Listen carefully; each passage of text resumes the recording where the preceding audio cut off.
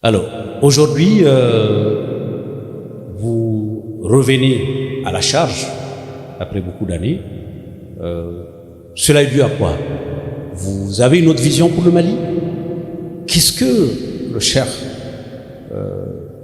Youssouf Hassan Diallo a comme vision pour le Mali, vu qu'on est en une phase de refondation et de redémarrage?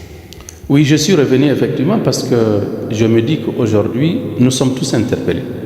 Tous les Maliens et toutes les Maliennes sont interpellés pour que chacun apporte sa pierre à la refondation, n'est-ce pas, au nouveau départ de notre pays qui est en crise, pour que nous puissions sortir justement de cette crise-là. Et effectivement, par rapport à cela, j'ai prévu une vision. J'ai élaboré, j'ai décliné une vision pour le Mali, pour que le Mali puisse sortir de cette crise et pour que le Mali puisse devenir véritablement un pays émergent. Alors, qu'est-ce que vous proposez concrètement?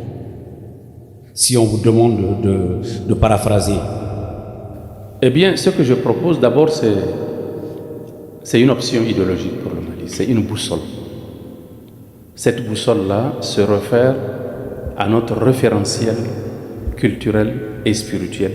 J'ai beaucoup parlé de l'islam. Je me suis beaucoup référé à l'islam par rapport justement à l'élaboration de cette option idéologique qui doit guider le Mali de demain dans sa marche vers son émergence. J'ai parlé également j'ai fait des propositions dans le domaine de l'émergence économique, n'est-ce pas, dans tous les domaines du Mali.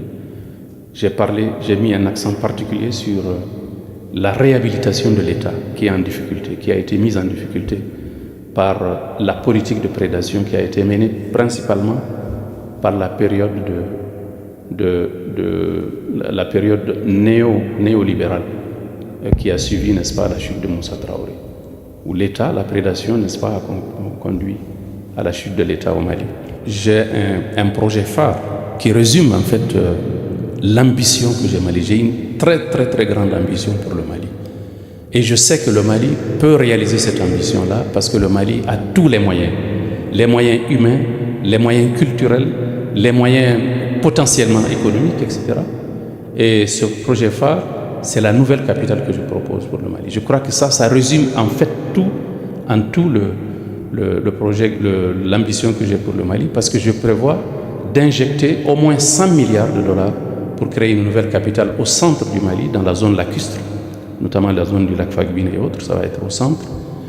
Et justement, j'ai donné un nom qui est aussi symbolique à cette capitale, je l'ai appelé la Fiabougou, pour présager, n'est-ce pas, de la paix, Inch'Allah, qui va revenir dans ce pays, que nous allons rebâtir de nos propres mains.